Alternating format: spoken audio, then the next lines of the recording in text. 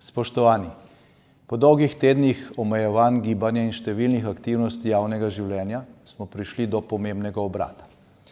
Podatki pristojnih institucij kažejo, da se je število aktivno okuženih ter obolelih s koronavirusom v Sloveniji zmanjšalo do stopnje, ki omogoča sprejem načrta postopne odprave omejitev za predvidljivo prihodnost.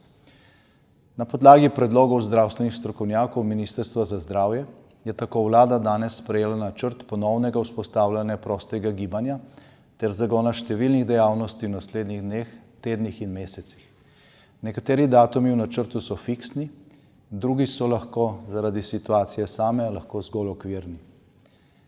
Tako se že z jutrišnjim dnem, torej s 30. aprilom 2020, odpravlja splošna omejitev gibanja na občine, od ponedeljka dalje pa sledi postopen zagon številnih aktivnosti, ki jih bo mogoče opravljati ob upoštevanju izdanih navodil zdravstvene stroke.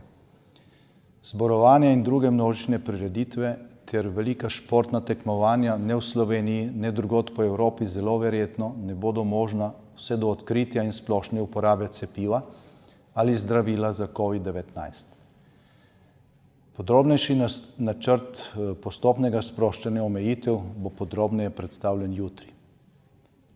Zdaj, ob tej pomembni etapni zmagi v boju z epidemijo se predvsem zahvaljujem vsem vam, spoštovani rojaki, ki ste z upoštevanjem navodil in omejitev preprečili širjenje virusa.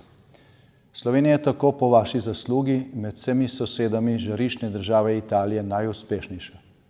Še bistveno bolj pomembno pa je, da ste s svojim odgovornim ravnanjem preprečili na stotine smrti kot posledico COVID-19 in zlom zdravstvenega sistema, ki bi lahko tem žrtvam dodal še tisoče drugih zaradi nemožnosti zdravljenja mnogih ostalih bolezni ali poškodb. Samo v našo sosednjo državo poglejmo in bomo videli, kaj nam je dejansko grozilo.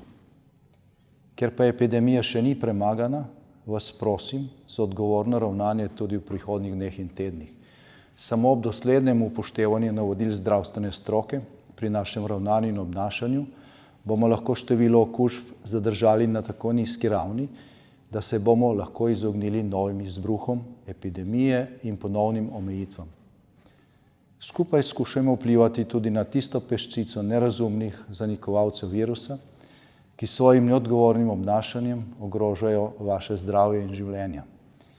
Pozivam tudi pristojne institucije, da v skladu s svojimi pooblastili dosledno preprečujejo ogrožanje zdravja in splošne varnosti.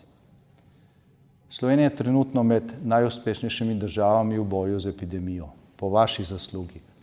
Zaradi hitre priprave obeh protikorona zakonskih paketov, tudi med gospodarsko in socialno manj prizadetimi.